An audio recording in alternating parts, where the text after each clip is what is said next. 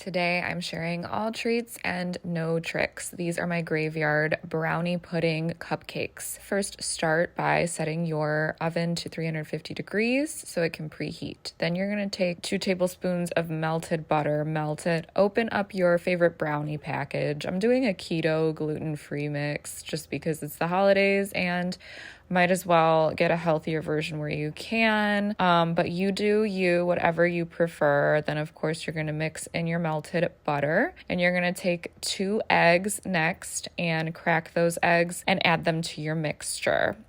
Actually add 1/3 cup of almond milk or whatever milk of choice, and then your eggs. It doesn't matter what order you do this in, of course, while the oven is preheating. Now you'll introduce your muffin tin. I have mine already lined with parchment paper cup holders, and I'm going to line the bottom with my brownie mix because there's so many cup holders. I'm doing a very light amount. It's less than half of this brownie mix, because what I'm going to do next is actually introduce a layer to the brownies that's going to make it have more texture, more flavor, and a little bit more fun. And you'll see what that is very soon, okay? All right, so before I add that interesting layer, I'm going to add Milano or Milano style cookies. And you can take edible food grade icing, marker, whatever you prefer, and you can decorate it how you please. So these are going to be your grave marker centerpieces. And so now that we have the oven fully heated, it should be at 350 degrees. So now what I'm making is pudding, okay? So take your pudding package, I'm doing chocolate, and you're gonna add 2 full cups of milk. Seems like a lot, but that's how much you're going to use. Then of course, you are gonna start mixing your pudding, and you gotta stir and mix it really well so that it is a nice homogeneous mixture. Once you get to that point, you'll add your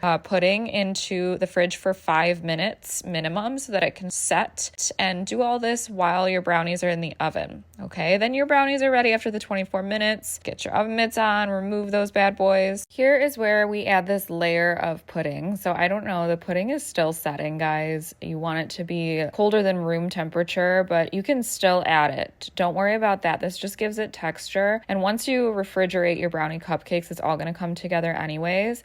So add that layer of pudding, and then you're going to take dark chocolate cookies. You can do Oreos and mash them up. You can punch them with your fists, you can use a rolling pin, whatever.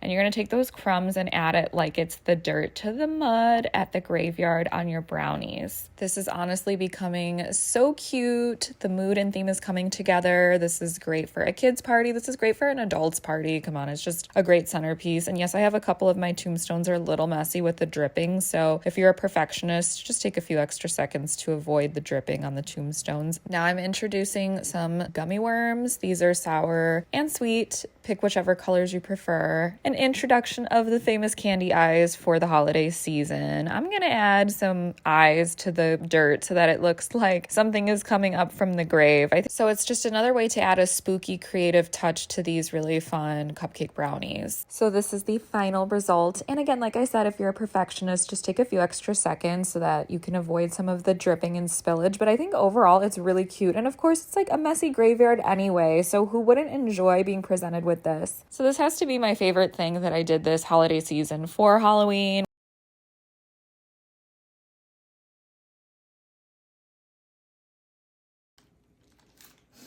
That's amazing. Okay, cut. We added layers, we added colors, creativity. It's spooky, it is fun. Please let me know if you make it.